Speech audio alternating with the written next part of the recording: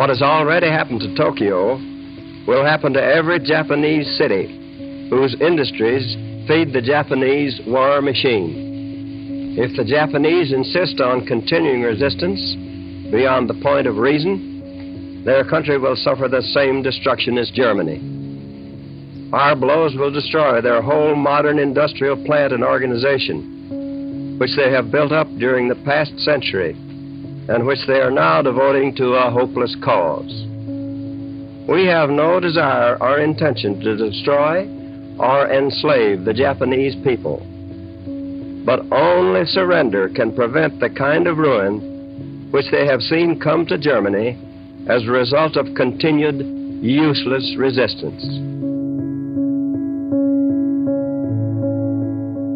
In late July 1945, Japan's refusal to accept the Potsdam Declaration solidified Truman's decision to use the atomic bomb, accelerating a series of events that would lead to more casualties before war's end.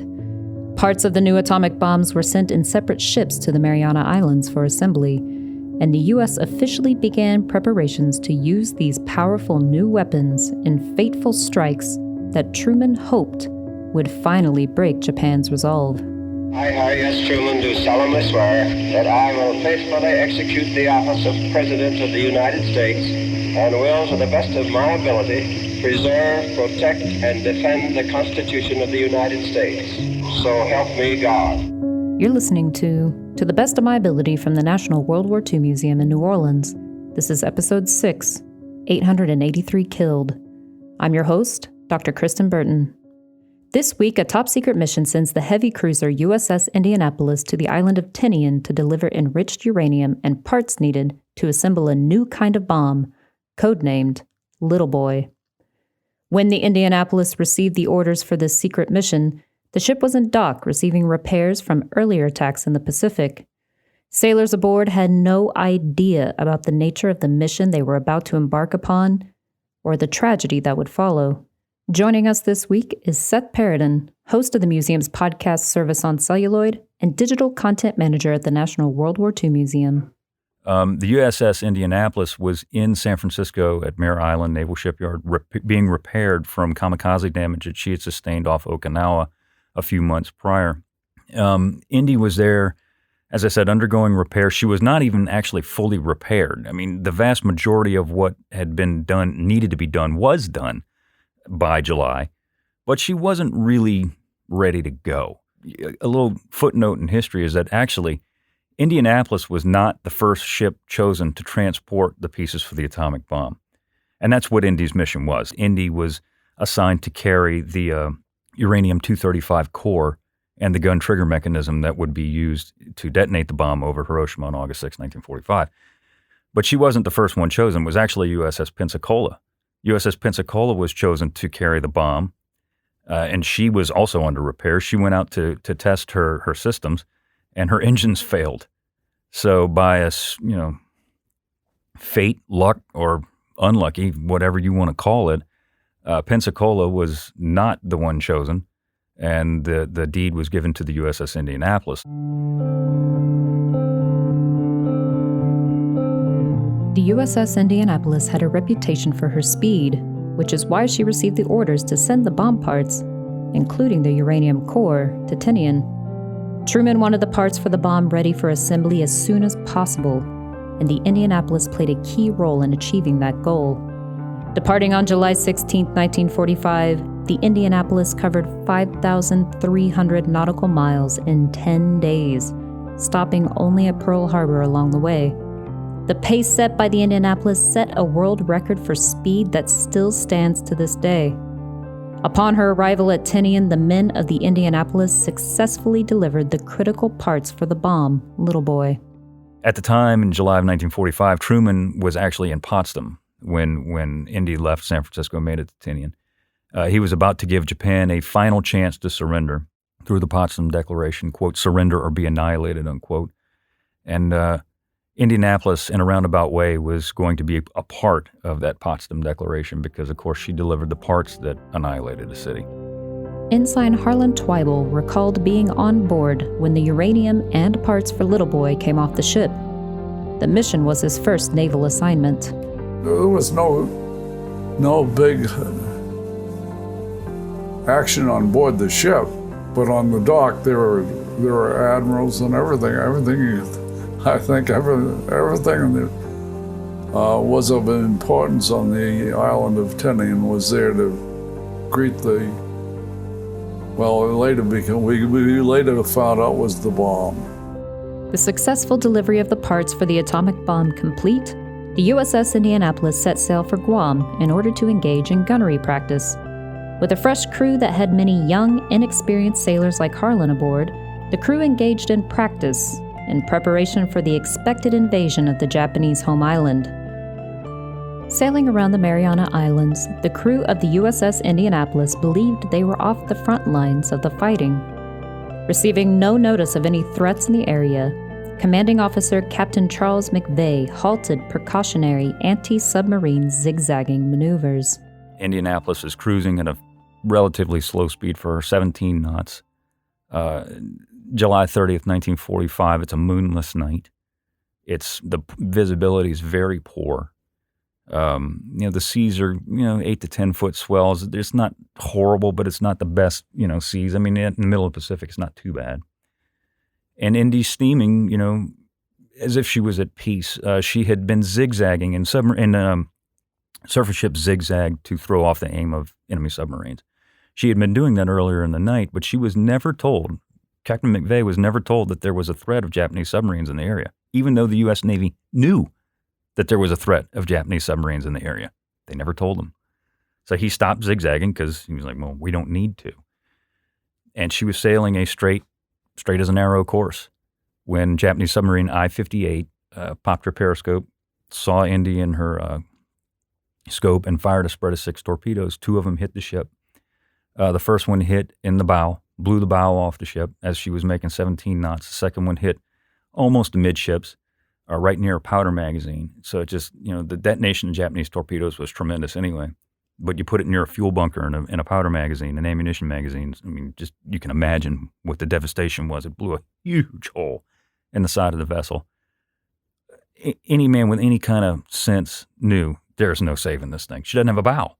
And she's going down, and she's still moving, 17 knots-ish, obviously slowing down.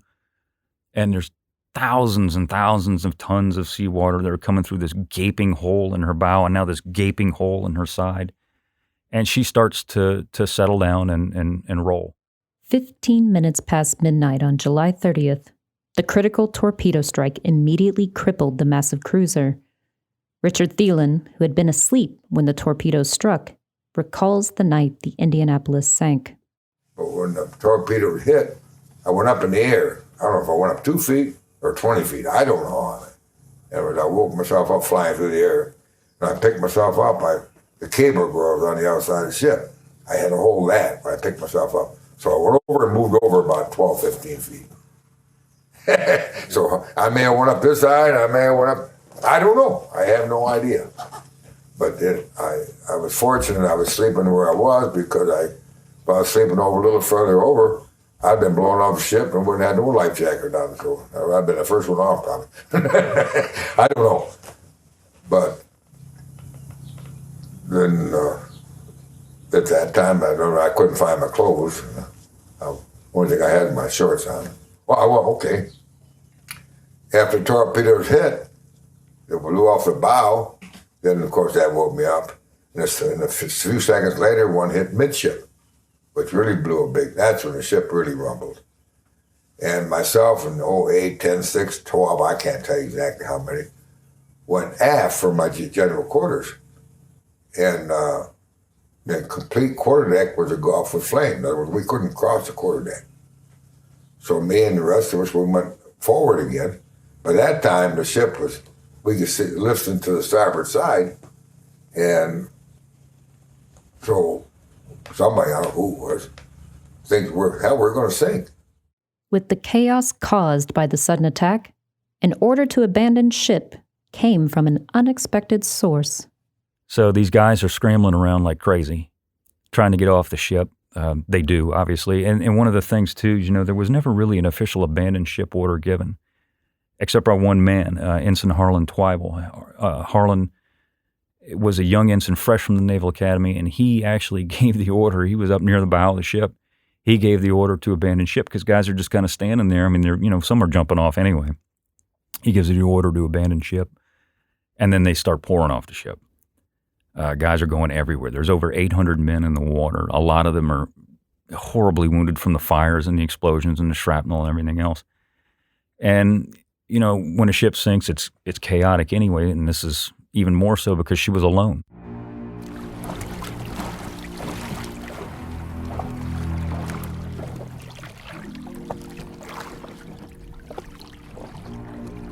Lasting only 12 minutes, the sinking of the USS Indianapolis took roughly 300 of the 1,195 crewmen down with her, leaving nearly 900 men adrift in the seas. With many of the men badly burned and injured from the explosion, and the ship heading for the ocean floor, the men floated in the water, hopeful for a speedy recovery. However, due to the nature of their mission and the belief that the Indianapolis was sailing away from immediate threats, the U.S. Navy did not know the location of the ship when it was struck, or that the ship had sunk at all. Left floating in the water overnight, the next morning brought a different threat to the fore. Drawn by the commotion of the sinking and the blood in the water, a number of sharks, believed to be oceanic white-tip sharks, one of the most aggressive species, began to attack the surviving crew members, hitting Harlan, Richard, and the other men close to the surface of the water. They grabbed some of our people who had broken free from the net. And I also noticed that everybody tied to the net. Sharks didn't attack. So every time the sharks were coming in, we would kick and scream and do things that we thought would drive the sharks away, and they did drive them away. The sharks only picked off, as far as I could say, the sharks only picked off to eat or to kill or whatever people who had by themselves. In other words, no protection around them. Richard Thielen also described that time in the water. Of course, you couldn't see them, but you could feel them. Feel them go by your leg. So, but some guys seen a lot of sharks. I just seen a few. I didn't. How many was taken? Okay, if you got outside of our group, and they're say 50 yards or 40 yards away, you could hear a guy scream, or a couple times, pools of blood would come up. That would be taken. How many I've seen, I really, can't tell you.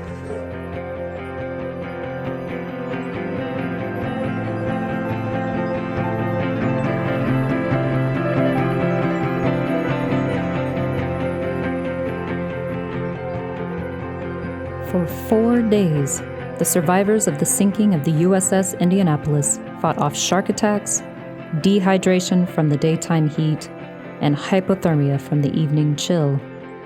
Many resorted to drinking the seawater due to extreme thirst, causing hallucinations and exacerbating the horrors of the attack. Hope of rescue waned with each passing day. The men of the Indianapolis did everything they could to help save as many as possible.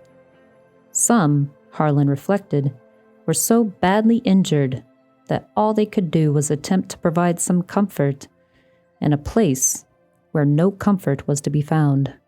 And it was absolutely terrifying, and it was a horrible situation for those men to be in.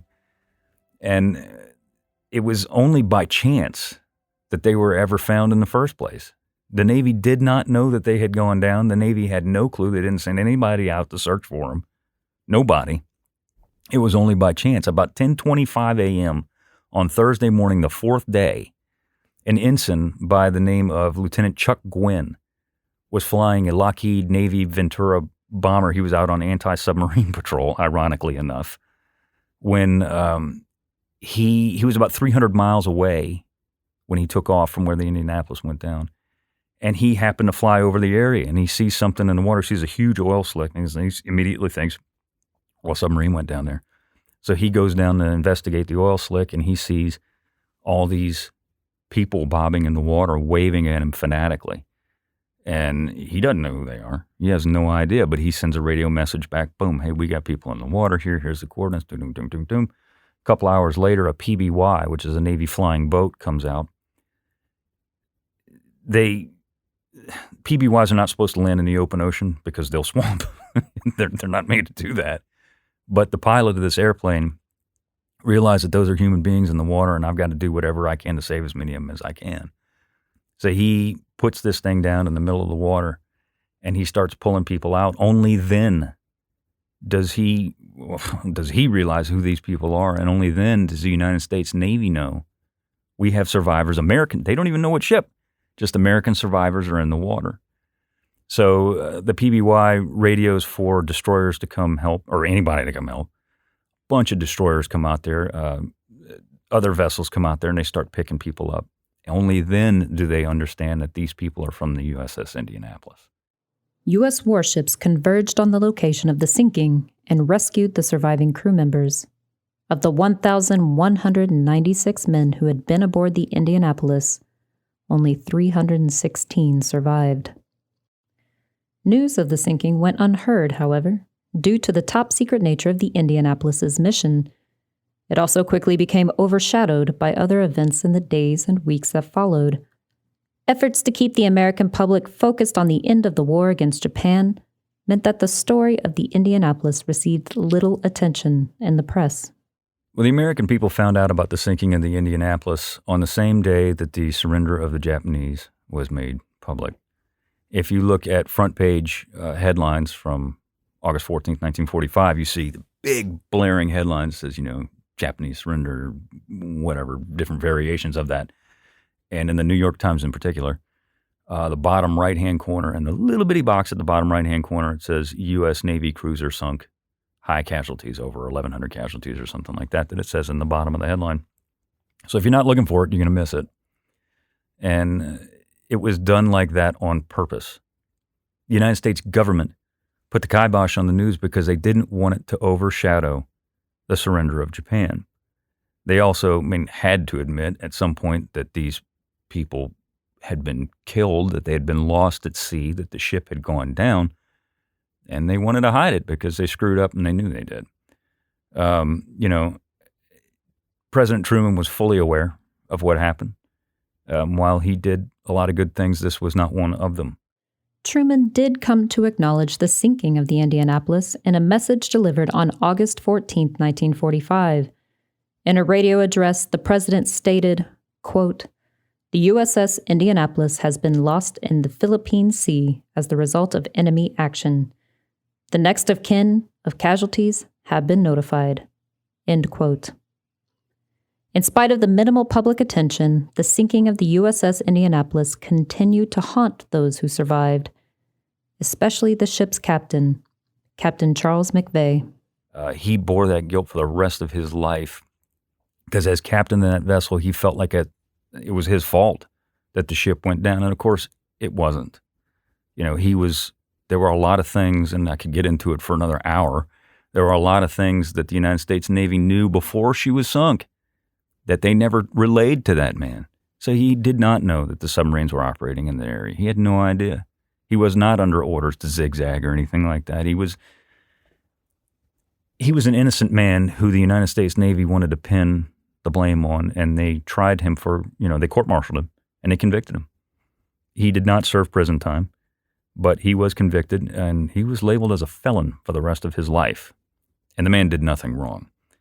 He bore that survivor's guilt for the rest of his life. Around every year, around Christmas time, he would receive cards and hate mail from families of those who had been lost. He'd receive phone calls in the middle of the night by people telling him, it should have been you, how dare you, and all this other stuff. And that weighed on his soul.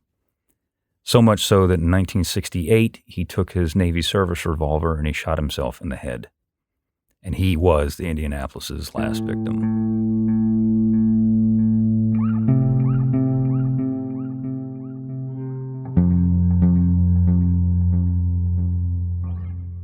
The U.S. Navy awarded Harlan Twible the Navy and Marine Corps Medal, and he went on to serve in the Korean War, serving 11 years in the Navy.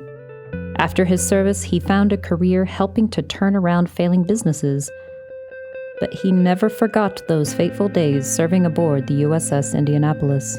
Business-wise,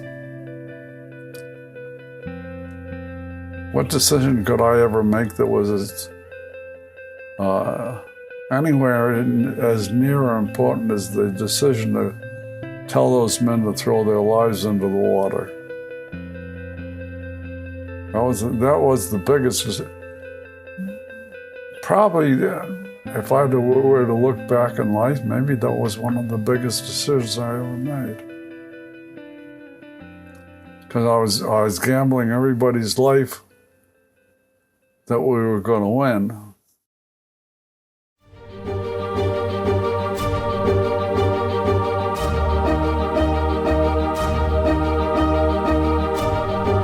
In our next episode, A City Vanished, we'll hear from World War II scholar and expert in the Asia-Pacific theater, Richard Frank, about the momentous turning point when an atomic bomb detonated over the Japanese city, Hiroshima. From the National World War II Museum, this is To the Best of My Ability. This episode was written by me, Dr. Kristen Burton. Media production manager Jeremy Burson did the sound mixing. Archival audio is courtesy of the National Archives. Oral history segments are courtesy of the digital collections of the National World War II Museum. If you like this podcast, please rate and review us on Apple Podcasts, which helps others to find the series. To the Best of My Ability is part of an ongoing series of programs commemorating the 75th anniversary of the end of World War II, made possible by the Nuremberg family and Bank of America.